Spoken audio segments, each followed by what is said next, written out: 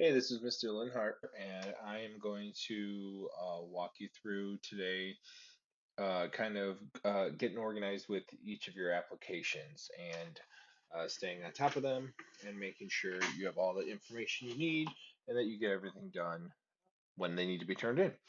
So, all of these documents are going to be in our Schoology page under senior year. So you can access them whenever you'd like. If you want to do them in Notability, if you want to print them out, if you're more of a paper and pen type of person, you do you. So this first one is the college application checklist. And what this is walking you through the steps of filling out the application.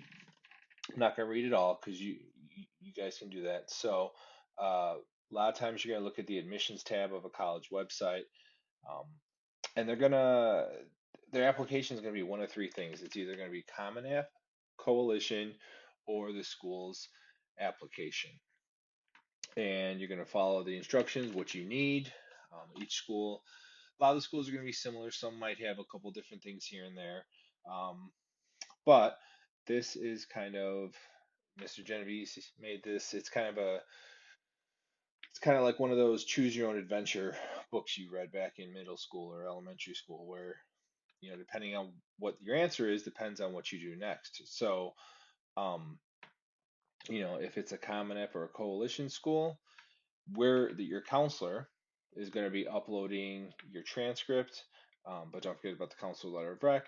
If it's a school that is self-reporting or using their own application, that'll let you know, do I have to go through Parchment or do I not need to send my transcript right now? If a school is self-reporting, you do not need to send them a transcript. You're gonna put in your grades, and then later you'll send them an official transcript.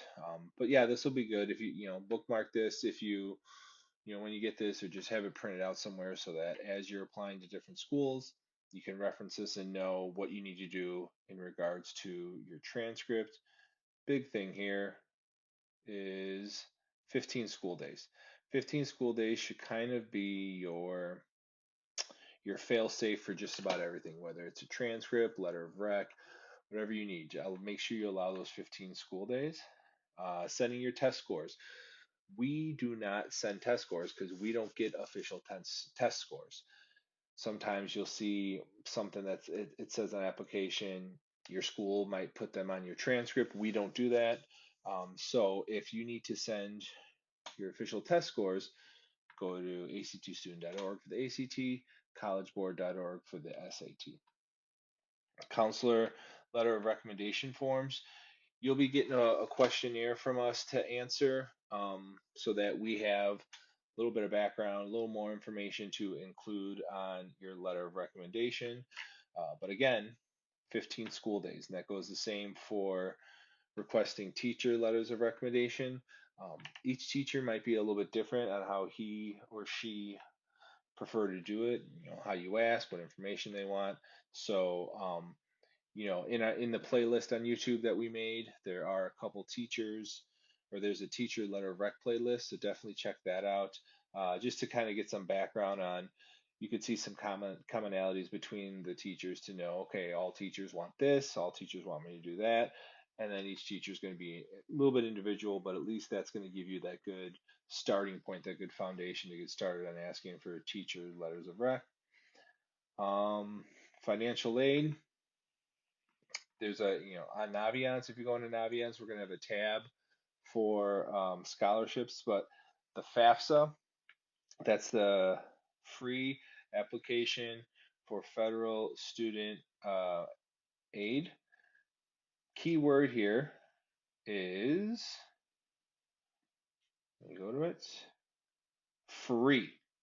That is the key word there.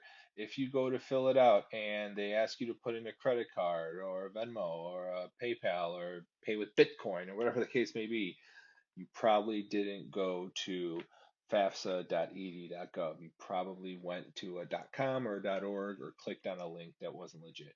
It is free. You should never have to pay for it. It opens October 1st. You definitely don't. It's not like getting a new iPhone or getting a pair of Jordans to where you have to sit at your computer and once it turns midnight, boom, you're in. But I would say as close to the first as you can, try to get it in because the money does dry up. So definitely want to, allow yourself, the best opportunity to get some aid. And then this guy is awesome that Mr. Genovese made. This is a good timetable. This is, from September through November, depending on when your applications, the deadlines are, that's when it's application season. Trying to get that FAFSA in by that October start date I talked about. Then you start looking for scholarships, depending on when your application was due, December through March or April is when admissions decisions come out. Award letters, that's when schools are going to tell you what your EFC is, your expected family contribution. And then May 1st is D Day, decision day, letting schools know if you're planning on going to college, where you're going. What might be a good idea is kind of guesstimate, err on the side of early as opposed to later when these dates are, and put reminders in your phone. Maybe the 10th of November, December, January, February, March, I am going to be going online looking up scholarships. On October 16th, like I said, set up here, October 1st, excuse me, that is when the FAFSA opens up. So I'm going to put a reminder in my phone. So just some tips and tricks, do whatever works for you. But this is a good document that can kind of encompasses, it's kind of like your Spark Notes of applying to college if you are planning on going to a 4-year school. Application tracker. This thing's awesome, Mr. Genovese made for you. It's a great way to stay organized with um, what you need going into each application. Now, if a school is, for example, like a Common App school or a coalition school, let's say you have, you know, 3 or 4 Common App schools, what's nice is that your demographics are going to carry over to each of those schools, name, mailing address, you know, classes you've taken, X, Y, and Z. Each school might have a little something extra or different here and there. Each school might use a different essay if they're going to use an essay. Um, and this also, what's really cool here is when it talks about categorizing. Is this a target school, a reach school, a safety school? Um, what percentage accepted? How am I fitting in there? And then, you know, why is it a good fit for me? Or just some notes about it, like why you picked it. Maybe you like a school, but you need to investigate something a little bit more. So you include that in there. What's really nice too is the login and password. you know, I I'm the type of person where I forget my passwords a lot. I hate when some websites are capitalized and some aren't, and some are special character and some aren't, because I got my general kind of go-to password, and then I try to tweak it amongst there. But I hate getting locked out of websites or having to reset it every time I visit the website. So definitely keep track of your passwords for each school that you're applying to there. And Mr. Genovese over here talks about reach, target, and probable schools. Next thing is the cheat sheet for the Common App. So Common App's going to ask you some information about VG.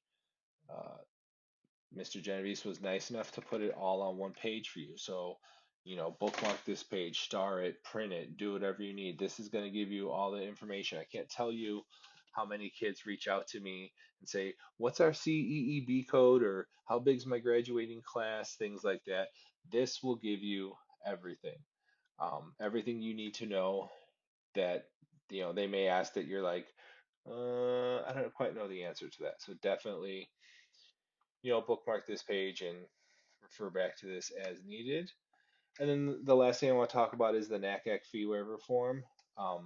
If you feel like, oops, Mr. Genovese didn't give me permission for this, but I'm sure he's made it accessible to you guys. That's embarrassing. But this is really, if college applications to apply to schools does cost money. For some universities, some are free, but for the most part, you're looking at paying 25, 50, sometimes up to $100 for an application. Not too many of those, but if there's a situation going on where you feel like, hey, it might be tough for me to cover the cost of all these schools I'm applying to, definitely check this out and bring it into the college and career centers. Schools are realistic. The, they'll take a look at your form.